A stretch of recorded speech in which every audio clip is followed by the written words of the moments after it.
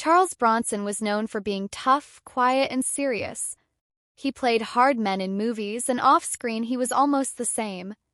But there was one person that made his blood boil. One actor that Bronson could not stand. Who was it? Why did Bronson hate him so much? You might think it was someone loud, annoying, or even rude on set. But no, this one might surprise you. Stay with us until the end, because once you hear the full story, you will see a side of Charles Bronson that not many people ever saw. Before we talk about the person he hated, let us first understand who Charles Bronson really was. Bronson was born in the year 1921 in a poor coal mining town in Pennsylvania. He was the 11th of 15 children. His family did not have much money. In fact, when he was young, he wore his sister's clothes to school because they could not afford new ones. That is how tough things were.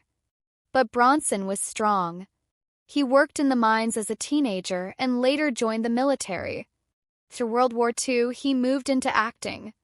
And even though he was not the typical Hollywood star, he did not have smooth skin, a pretty face, or a charming voice. He became a legend. His roles in The Magnificent Seven, The Dirty Dozen, and Death Wish made him a tough guy icon. People feared his stare, his quiet voice, his cold expressions. But off-screen, he was just as private and had a bit of a temper too. Charles Bronson was all about work. He did not like games, drama, or fake behavior.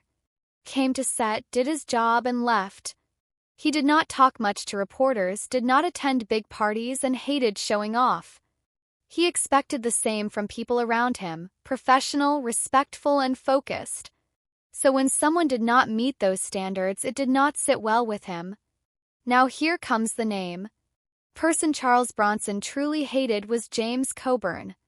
Yes, cool, funny, relaxed James Coburn.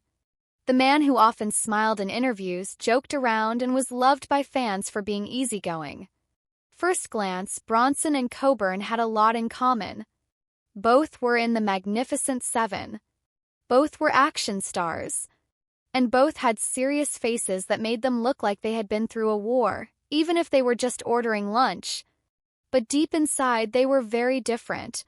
So what happened? Well, during the filming of The Magnificent Seven, things got tense. Coburn had a way of being relaxed on set. He would joke with the crew, laugh between scenes. He did not take himself too seriously. Bronson did not like that at all. He thought Coburn was being childish, that he was wasting time. And maybe, just maybe, he also saw Coburn as someone trying to steal the spotlight. Bronson never liked people who acted like stars. To Bronson, Coburn was everything wrong with Hollywood, too loud, too relaxed, too full of himself. There are even stories of Bronson snapping at Coburn during shooting. Not yelling, but giving him cold, cutting words, the kind that made the room go silent. And after that movie, Bronson made it clear he did not want to work with Coburn again. Now here is something to think about. Some people believe Bronson was just jealous. While Bronson was quiet and serious, Coburn was getting praise for being the cool guy. He was doing comedy, westerns, even James Bond-style movies. And the press liked him. He was in the spotlight more.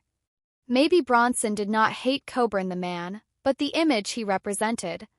An actor who could joke, smile, and still be loved. Meanwhile, Bronson had to stay serious to be taken seriously. That must have been hard. Years passed.